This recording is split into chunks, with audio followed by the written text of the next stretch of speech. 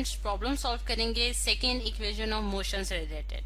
हमारे पास स्टेटमेंट कुछ इस तरह से है, a bicycle accelerates at 1 metre per second square from an initial velocity of 4 metre per second for 10 seconds.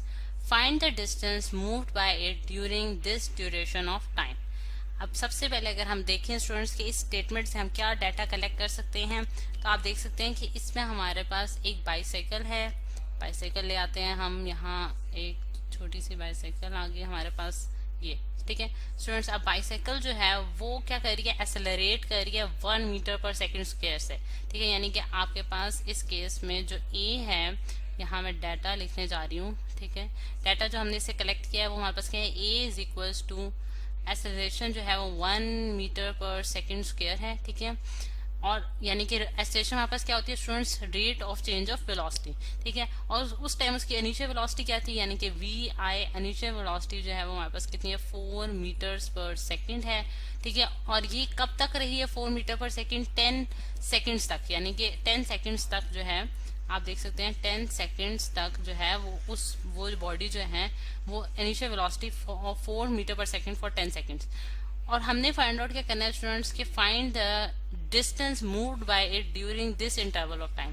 यानी कि ये जो इंटरवल ऑफ टाइम है, यानी कि आपने 10 सेकेंड्स तक अपनी स्टॉप वॉच पे देखा है कि जब 10 सेकेंड्स हुए हैं और उसके बाद इनिशियल वेलोसिटी इतनी थी और वो इस एक्सेलरेशन के साथ जो है वो उसमें इंक्रीज आ रहा है, तो आपने ये बताना है कि उसने कितना डिस्टेंस जो है वो ट्रैवल किया होगा, यानी कि कितना डिस्टेंस वो मूव की होगी बॉडी, यानी कि बाइसाइकिल ने कितना डिस्टेंस जो है वो ट्रैवल किया। अब अगर आप देखें स्टूडेंट्स कि हमारे पास यहाँ जो है हम देख सकते हैं कि एक्सेलरेशन जो है वो यूनिफॉर्म एक्सेलरेशन है, यानी कि आपकी जो बाइसाइकिल है वो 1 मीटर पर सेकेंड की एक्सेलरेशन यूनिफॉर्म एक्सेलरेशन से जो है वो मूव कर रही है। यानी कि ईच इंटरवल में अगर आप इसका वेलोसिटी टाइम ग्राफ देखें, क्योंकि हमें वेलोसिटी टाइम ग्राफ क्या बताता है स्टूडेंट्स, हमें एक्सेलरेशन बताता है। तो हम ये देखते हैं कि इसकी जो एक्सेलरेशन है वो यूनिफॉर्मली इंक्रीज हो रही है with 1 metre per second square से, ठीक। और हर पॉइंट पे यानी कि बॉडी जो है उसकी वेलोसिटी में जो चेंज आ रहा है वो एक रेगुलर इंटरवल से उसका चेंज आ रहा है, यानी कि वो एक खास पैटर्न के मुताबिक जो है उसमें इंक्रीज आ रहा है, ठीक। अच्छा, अब अगर हम देखें कि हमें यहाँ जो है वो कौन सी हम इक्वेशन ऑफ मोशन जो है वो अप्लाई करेंगे, ये तो हमने देख लिया स्टूडेंट्स कि अगर कि हमारे पास यहाँ इस केस में जो है वो यूनिफॉर्म एक्सेलरेशन है बॉडी के पास।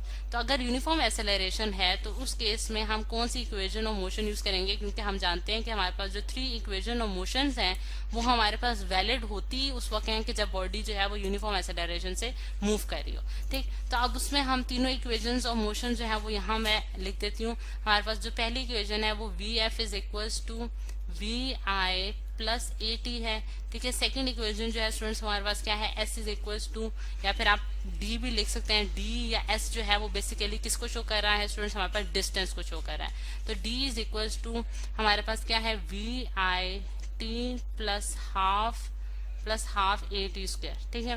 ये हमारे पास सेकेंड इक्वेशन ऑफ मोशन आ गया। और थर्ड इक्वेशन जो है वो हमारे पास क्या है, वी एफ का स्क्वायर माइनस वी आई का स्क्वायर इज इक्वल्स टू 2डी ए, ठीक है। डी हमारे पास अगेन यहाँ डिस्टेंस है और ए स्टूडेंट्स हमारे पास एक्सेलरेशन की वैल्यू है।